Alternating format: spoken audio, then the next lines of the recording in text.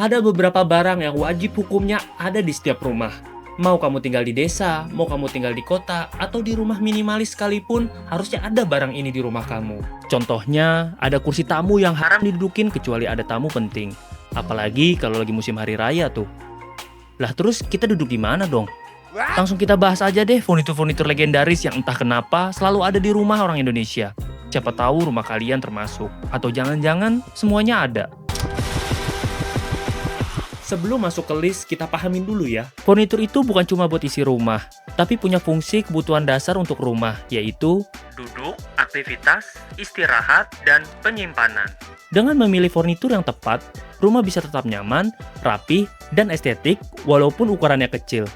Tapi kalau kamu salah pilih furnitur, rumah akan terasa sempit, berantakan, dan pasti nggak nyaman. Furnitur pertama yang harusnya ada adalah sofa. Kok kenapa sofa? Sofa biasanya jadi pusat dari ruang tamu ataupun ruang keluarga. Disinilah kita duduk santai, nonton TV, ngobrol sama keluarga ataupun tamu.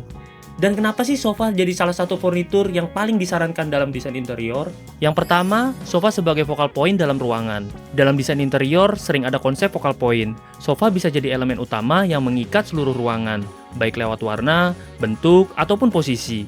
Misalnya, sofa warna kontras di ruangan yang netral. Sofa besar sebagai pusat ruang keluarga. Yang kedua, sofa bisa menjadi tolak ukur dari ergonomi dan juga kenyamanan. Ini masuk ke aspek ilmiah dan juga fungsional. Relaksasi, meningkatkan kualitas aktivitas, memberikan pengalaman ruang yang menyenangkan. Jika ergonomi sofa ini terpenuhi, banyak aspek yang tanpa sadar akan terpenuhi, terutama aspek kesehatan. Sofa sebagai persepsi ruang melalui material dan juga teksturnya. Bahan sofa mempengaruhi suasana. Contohnya, kulit. Kesannya mewah dan juga formal. Linen, santai dan juga natural. Velvet, elegan dan hangat. Material dan tekstur ini bisa dikaitkan dengan bagaimana desain interior bisa mempengaruhi si penggunanya. Warna sofa juga punya dampak emosional. Contohnya, abu-abu, netral dan juga tenang. Biru, lebih menenangkan. Kuning, ceria dan energik.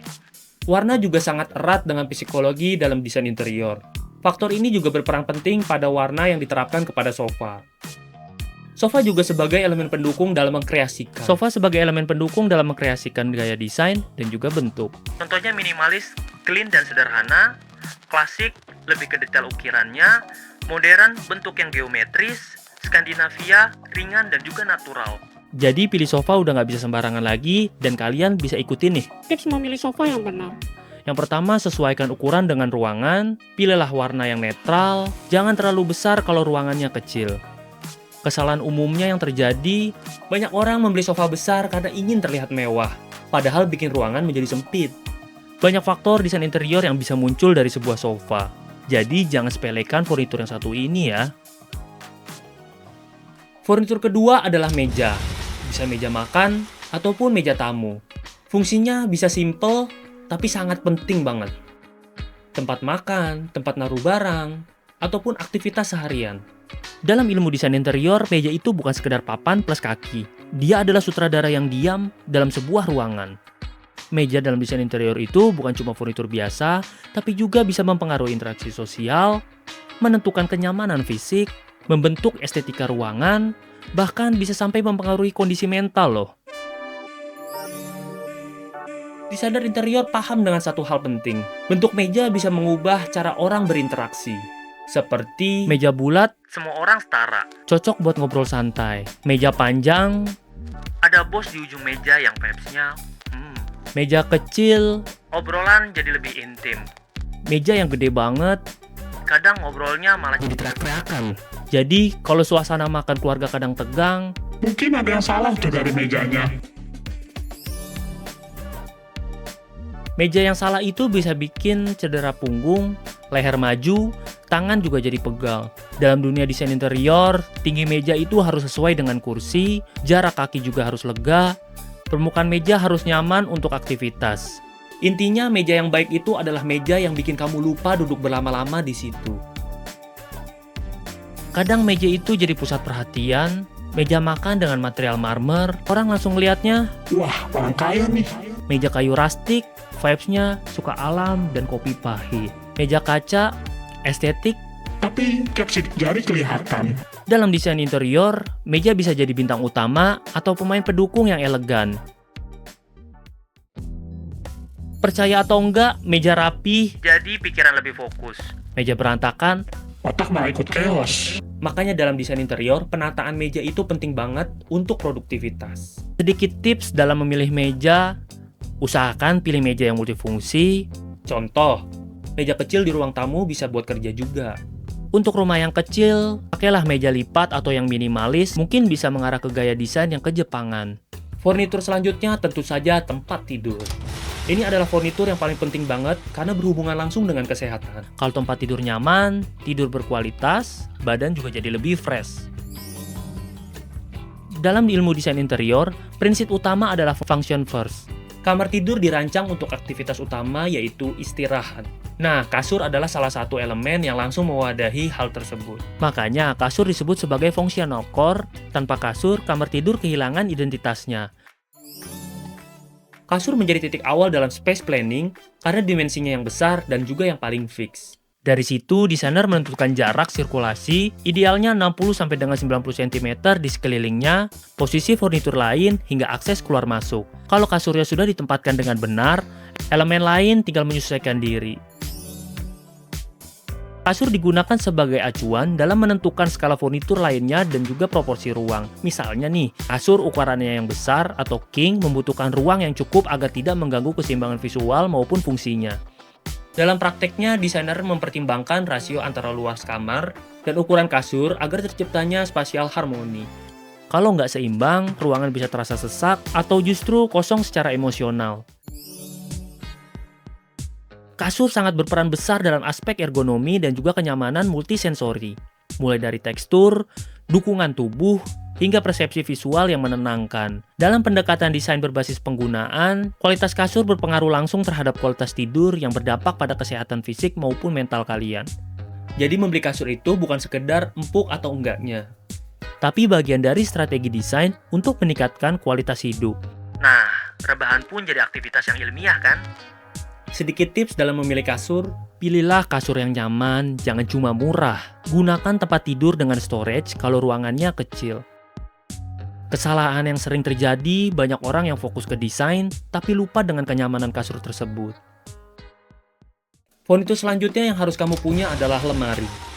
Fungsi utamanya untuk menyimpan barang agar rumah tetap terlihat rapi. Tanpa lemari, rumah akan cepat berantakan. Pengontrol kerapian visual. Dalam teori environmental psikologi, ruangan yang rapi membantu otak memproses lingkungan dengan lebih mudah. Lemari berfungsi menyembunyikan barang agar tidak terciptanya distraksi visual. Makanya, desain interior selalu memasukkan lemari sebagai elemen utama karena dia menyerap kekacauan jadi kerapihan. Lemari sering digunakan untuk memperjelas zona dalam ruang, terutama pada konsep open plan atau ruangan yang terbatas. Contohnya, lemari bisa memisahkan area tidur dan area kerja tanpa perlu dinding permanen. Dalam ilmu desain, ini berkaitan dengan spatial zoning dan functional layering. Jadi lemari bukan cuma tempat menyimpan, tapi juga arsitek mini di dalam ruangan. Lemari biasanya punya dimensi yang besar dan juga tinggi, sehingga berperan sebagai elemen visual mesh. Dalam komposisi interior, ini penting untuk menciptakan keseimbangan dan proporsi ruang. Kalau salah ukuran, efeknya bisa jadi kacau. Kamar terasa sempit, atau malah ada tembok tambahan yang muncul tanpa restu. Lemari juga menjadi media ekspresi gaya desain, mulai dari minimalis, klasik, hingga industrial. Material, warna, dan finishing lemari berkontribusi pada desain language sebuah ruangan. Dalam teori desain, ini berkaitan dengan materiality dan cohesion. Bagaimana semua elemen menyatu secara visual. Jadi lemari itu bukan hanya penyimpan rahasia, tapi juga penyumbang estetika. Bisa ngerapiin barang sekaligus tingkatin gengsi ruangan. Tips untuk memilih lemari, pilihlah lemari sesuai kebutuhan. Jangan terlalu besar, sesuaikan juga fungsinya. Gunakan model minimalis biar nggak makan tempat. Mungkin salah satu furnitur yang harus kamu punya lagi adalah rak ataupun storage. Ini sering dianggap sepele padahal penting banget. Rak bisa digunakan untuk menyimpan buku, dekorasi, barang kecil yang juga estetik. Dalam desain interior, setiap meter persegi itu sangat berharga banget. Rak berfungsi untuk memanfaatkan ruang secara vertikal maupun horizontal, sehingga meningkatkan spasial efisiensi. Secara ilmiah, ini berkaitan dengan prinsip space utilization. Bagaimana ruang digunakan secara maksimal tanpa mengorbankan kenyamanan. Rak sering digunakan sebagai pembatas semi terbuka dalam konsep open space. Ini memungkinkan pembagian zona tanpa menghalangi cahaya dan juga sirkulasi udara. Dalam ilmu desain, ini sih sah-sah aja. Ini termasuk strategi soft partitioning. Jadi, rak itu seperti tembok versi santai. Nggak kaku, tapi tetap bisa kasih batas. Cocok buat yang ingin privasi tanpa merasa dikurung-kurung. Berbeda dengan lemari yang cenderung menyembunyikan, tapi kalau rak justru menampilkan. Dalam desain interior, rak menjadi salah satu bagian dari display system yang mencerminkan identitas si penghuni. Buku, dekorasi, tanaman, semua tersusun jadi narasi visual. Secara teori ini berkaitan dengan personalization of space yang terbukti meningkatkan ketertarikan emosional terhadap ruangan. Rak terutama yang terbuka membantu menyeimbangkan visual mesh dalam ruangan. Tidak sepadat lemari, juga tidak seringan dekorasi kecil. Dalam komposisi interior, rak bisa mengisi bidang kosong agar ruangan terasa penuh secukupnya. Ini juga berkaitan dengan prinsip balance dan juga rhythm.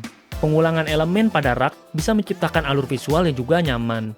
Kalau kosong banget tuh ruangan terasa hampa. Kalau ruangan penuh banget malah terasa sempit, iya nggak sih?